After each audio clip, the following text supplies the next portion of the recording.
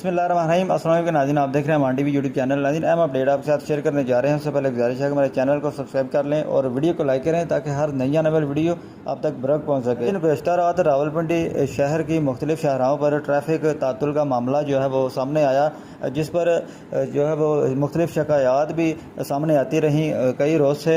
और ख़ास तौर पर स्वां पुल और हाई कोर्ट रोड पर जो ट्रैफिक के मसाइल हैं शदीद नोयत जो है वो इख्तियार कर चुके हैं। इस पर CPO रावलपिंडी ने एक बड़ा एक्शन लिया है और मीडिया रिपोर्ट के मुताबिक CPO रावलपिंडी की हिदायत पर 60 एहलकारों को जो है सस्पेंड कर दिया गया है, जबकि 2 अफसरान को शोकाज नोटिस जारी किया गया है। तफसीलात के मुताबिक गुज़श्ता रात CPO रावलपिंडी और RPO रावलपिंडी जो है वो एक शहीद एहलकार की नमाज़ जनाजा में शिरकत के लिए जा रहे थे, जबकि उन्हें हाई कोर्ट रोड और हाईवे पर जो है वो शदीद जो है वो ट्रैफिक का सामना करना पड़ा। और बदतरीन ट्रैफिक की सूरत हाल को देखते हुए उन्होंने एक बड़ा एक्शन लिया और 60 एहलकारों को जो है वो सस्पेंड कर दिया गया है, जबकि सिटी ट्रैफिक कंट्रोल हेडक्वार्टर को भी सील कर दिया गया है। ये थी नाज़रीन अब तक की अपडेट जो मीडिया पर सामने आई। अगली वीडियो तक के लिए दीजिए इजाज़त। अल्लाह हाफ़िज़।